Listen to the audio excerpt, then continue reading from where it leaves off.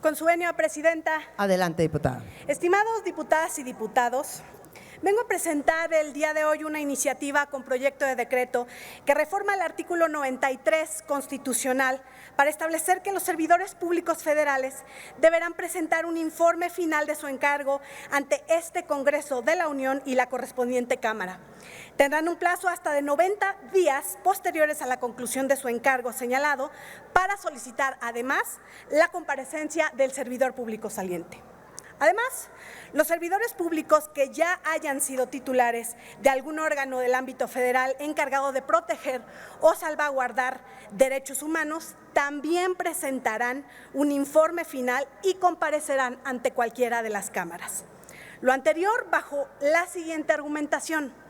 El sistema constitucional de contención del poder divide el poder o sus funciones en tres: legislativo, ejecutivo y judicial. Esta división y la contemplación de pesos y contrapesos, así como de controles, tiene como objetivo la protección de la democracia, inhibir el abuso del poder y garantizar el funcionamiento adecuado de las instituciones. De aquí deviene la importancia de tener una rendición de cuentas del Estado mexicano, la cual se refiere en diversas ocasiones en el texto constitucional como un principio democrático que además permite el equilibrio entre los poderes. La rendición de cuentas es el deber que tienen las instituciones públicas de administrar recursos públicos, de informar, justificar y explicar ante la autoridad y la ciudadanía sus decisiones, funciones y el uso de fondos asignados, así como los resultados obtenidos. El artículo 93 constitucional dispone diversas reglas que obligan a los secretarios de Estado, a los directores y administradores de las entidades paraestatales, así como los titulares de los órganos autónomos a rendir cuentas, específicamente ante cualquiera de las cámaras del Congreso de la Unión, mediante informes o mediante comparecencias. Además, se establece expresamente que las cámaras podrán requerir información o documentación a los titulares de las dependencias y entidades del gobierno federal mediante pregunta por escrito. Sin embargo, nos parece que existe una omisión relevante, que es el caso cuando un servidor público concluye su encargo, especialmente si de manera anticipada lo hizo a la conclusión de la administración federal sexenal a la que pertenece.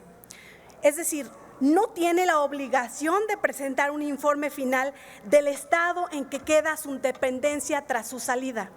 Tal fue el caso, por ejemplo, de la titular de la Comisión Nacional de Búsqueda de Personas, que en medio de una crisis abandonó la institución y jamás supimos cuál fue el resultado de su trabajo o el estado que guardaba esta problemática tan importante que enfrentamos hoy en nuestro país.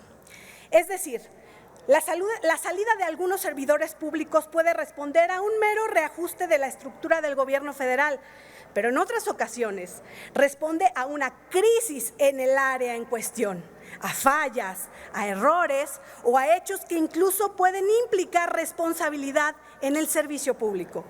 Por ello, nos parece fundamental que en un acto de rendición de cuentas, los servidores públicos rindan un informe final de su encargo ante el Congreso y, en su caso, cualquiera de las cámaras pueda solicitar su comparecencia para que, bajo protesta de decir verdad, expongan el informe referido aun cuando se hayan separado del cargo.